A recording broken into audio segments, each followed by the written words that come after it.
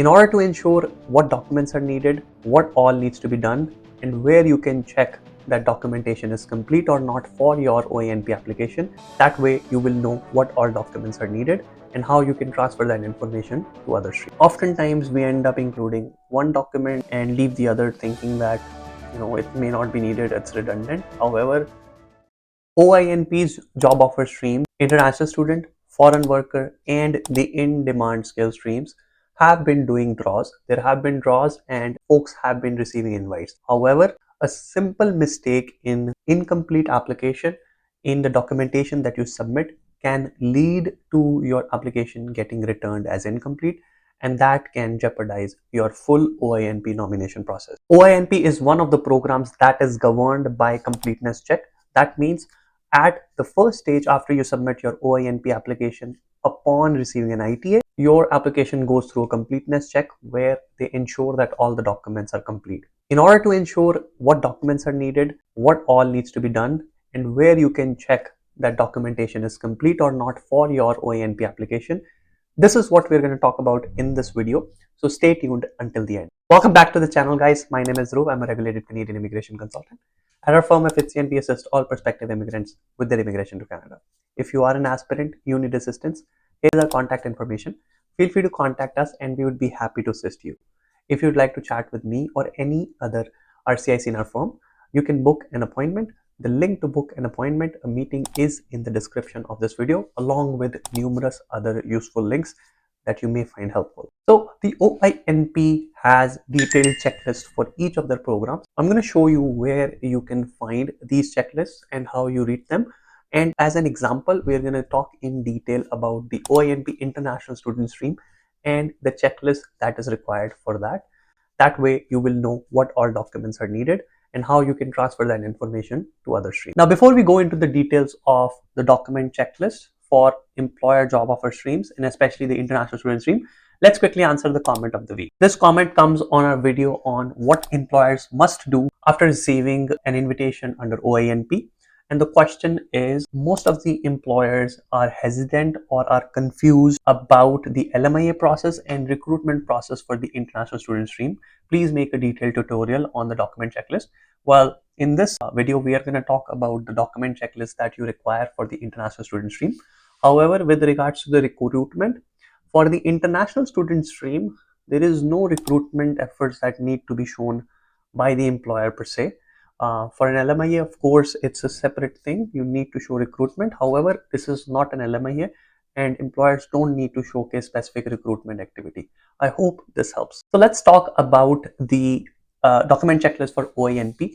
So here on the screen, you can see the official OINP website that lists all the document checklists that are required for any of the OINP streams. Now, guys, it's very important to note that OINP has completeness check. So that means if your application is found to be incomplete, OINP returns your application. They do not give you a chance to ask for more documents. Now again, there is a distinction between document request and incomplete applications. Now, an application is incomplete if it is missing one of the mandatory documents. And if that's the case, OINP is just going to return it as incomplete. Your application will be closed and you will have to wait for another ITA. However, if the documentation is complete, OINP accepts your application for processing and then they need further information, that's a different story. However, stage one, they go through the completeness check, and these checklists are what are needed in order to ensure your application is complete. So here on this page, you can see that all the different document checklists are available, and per se, it is available for every other stream: foreign worker, international student, in demand, and you name it.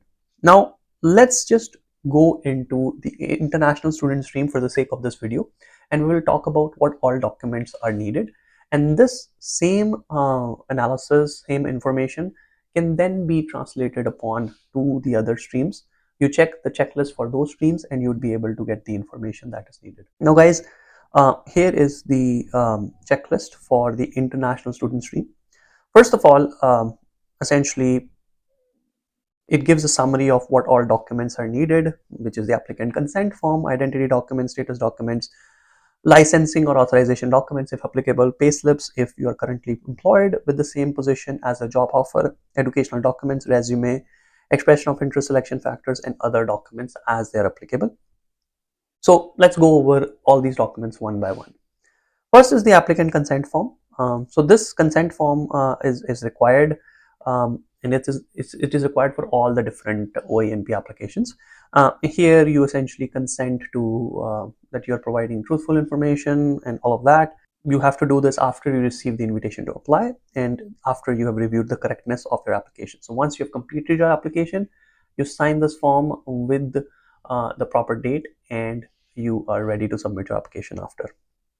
Now guys, um, identity documents, you need a photograph for yourself.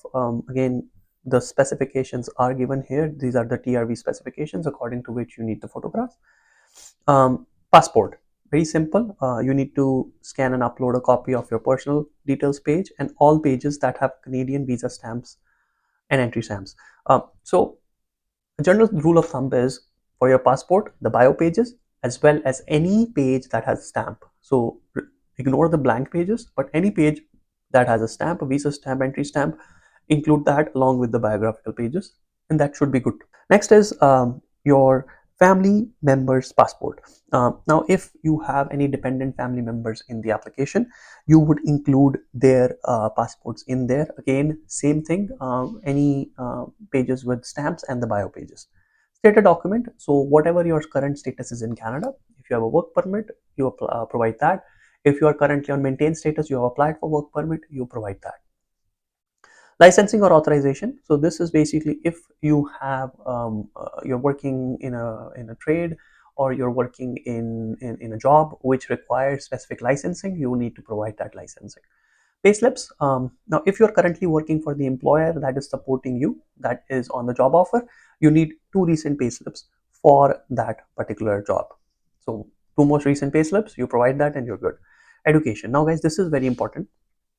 You need to provide a copy of your degree or diploma and your official transcripts if you studied in Canada. So essentially, the degree, diploma, certificate, official transcripts. These are the 2 things. Now, guys, if say that you have studied abroad, if you are claiming points for a highest level of education that is outside of Canada, you will need some extra documents like the education credential assessment, and we will go into that in detail going forth. Also, in some cases where you have just graduated, you do not have your education credential, that is your degree or diploma yet, and you already got the invite. In that case, you can provide a letter, completion letter from your university or college, which says that you have met the program requirements and your official transcripts. So oftentimes what happens is it takes some time for you to receive your diploma after you finish your studies. Could take a few months, right, until the convocation happens. And if that's the case, then you can provide your official transcripts and the completion letter, and that should be good. Then your resume. So you need to have your resume, and it should outline your current and past work experiences as well as your education.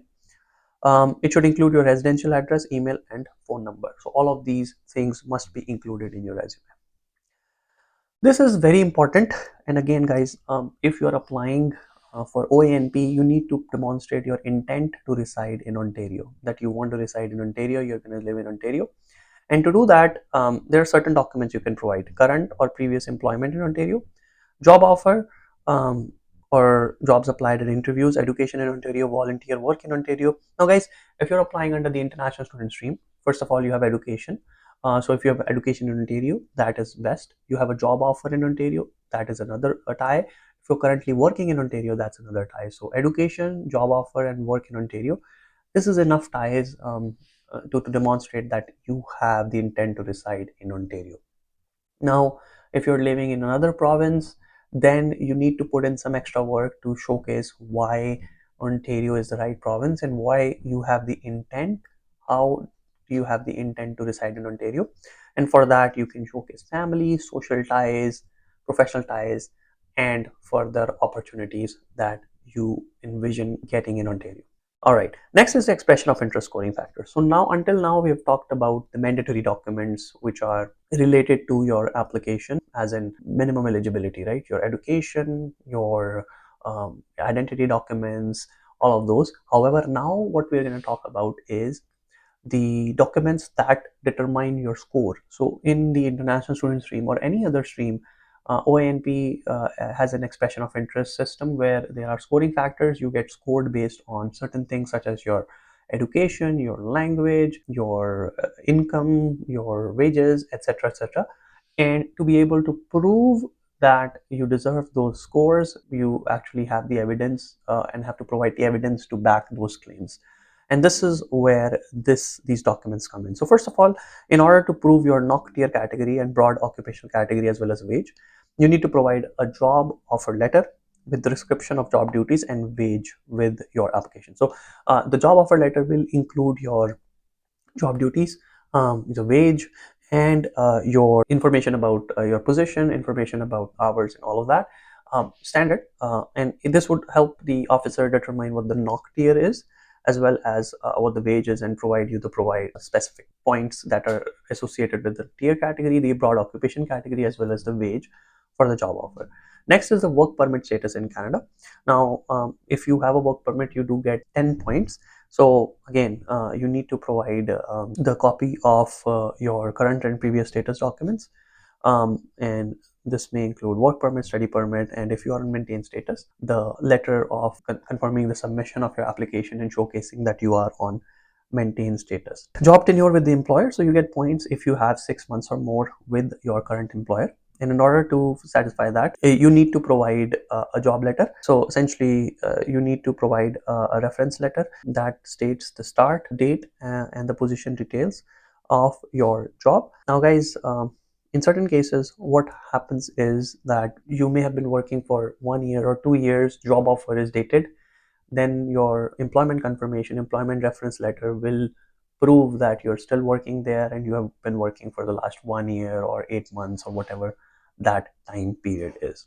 All right, next is earning history. Now, this is important. If you have earned 40,000 more in the last 5 years, you get extra points. And in order to prove that, you need to provide the notice of assessment for any year in the last 5 years. T4 slips are not enough. They alone will not be accepted, and you need the notice of assessment. So this is very important. The notice of assessment is required. I've seen numerous applications getting returned because they did not provide the notice of assessment. They only provided the T4 slip.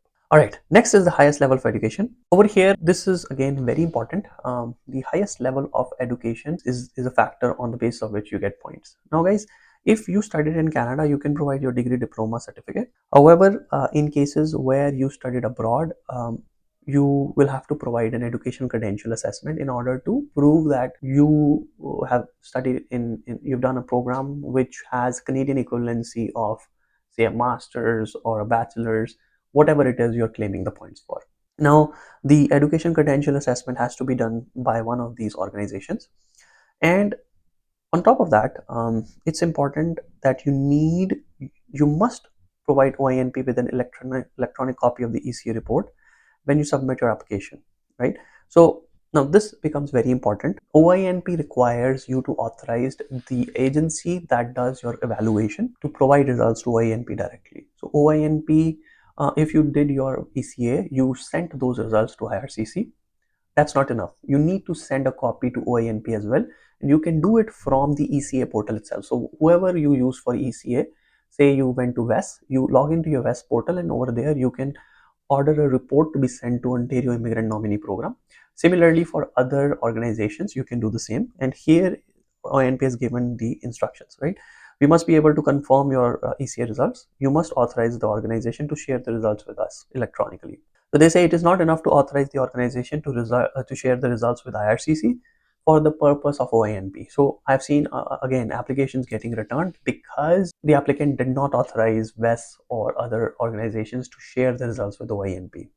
Very, very, very important. And they have given the steps to follow for each of the organizations. For other organizations, except for the CES, WES, and the MCC, you do not need any additional steps. All you need is to authorize them. Next is the field of study. So based on the field of study, you get some extra points for international student stream. In order to prove that, you need to provide official transcripts from your degree, diploma, or certificate in Canada. and based on your field, STEM, medicine, or whatever it is, you get extra points. Canadian education experience. Now this is very important. Now before we proceed, guys, I would like to request you to quickly subscribe to the channel. You subscribing to the channel can help us stay motivated, continue creating informational content that can help you and all your friends. So please subscribe right now. Thank you. You need to provide a copy of your post-secondary credential obtained from an eligible college or university in Canada. Now, this is essentially to provide you points for the Canadian education that you've done, right? OINP gives you 5 or 10 points depending on how many credentials you've done. And again, you basically provide your degree, diploma, or certificate from the college. Official languages, you get points for language ability. So if you've done, you are proficient in English, you provide your English language results. If you're proficient in French, you provide those results. If you're proficient in both, you provide both and you get points for both. Regional location, so basically location of the job offer, you get points based on your job offer being outside of GTA, Northern Ontario, or inside GTA.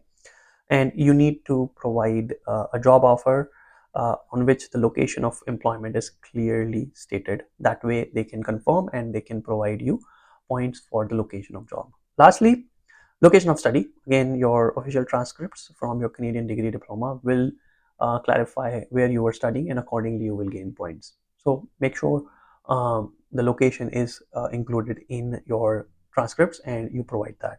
Want to make your immigration journey easy and smooth? Want to improve your chances of getting permanent residence in Canada? Go today and sign up for our immigration partner app. app.efficient.ca. Go sign up for an account. You can put your basic information and you can get amazing suggestions with regards to how you can improve your scores. You can obtain document templates, you can obtain photo editing tools, and you can obtain general information about Canadian immigration and much more to come with regards to PNP eligibilities, knockcode reviews, etc. etc. So pause right here, go to app.efficient.ca, sign up for the application. That's it, guys, mostly for the video. This section talks about changes in personal information. If there are any, you need to provide documents for that, and that's about it. Now guys, this was all with regards to what is required for the international student stream. Similar stuff is required for the foreign worker stream as well as the in-demand skill stream. You want to be sure that you go through these checklists very carefully, include everything in the application, and ensure your application is complete and foolproof, including all these documents. Oftentimes we end up including one document and leave the other thinking that it may not be needed, it's redundant. However, OINP needs what it needs. You don't need to authorize your ECA organization to send them the results if that's necessary. You do need to provide transcripts, you need to provide the diploma, you may need to provide completion letters, and so on and so forth. There is a plethora of documents which, based on your condition, you go through these checklists and you can figure out what is required and what's not required, but ensure that you go through this. That's it for this video, guys. In short, just wanted to chat about the detailed process, detailed checklist for OINP streams, and especially the international student stream. If you are applying, you got an ITA, make sure you go through this. If you were invited in another stream, make sure you go through the relevant checklist for that stream. I hope you found this video useful. If you like this video, please hit the like button, subscribe to the channel, hit the bell icon so you are notified about any new video that we upload. Thanks a lot for tuning in, guys, and I'll see you in the next video.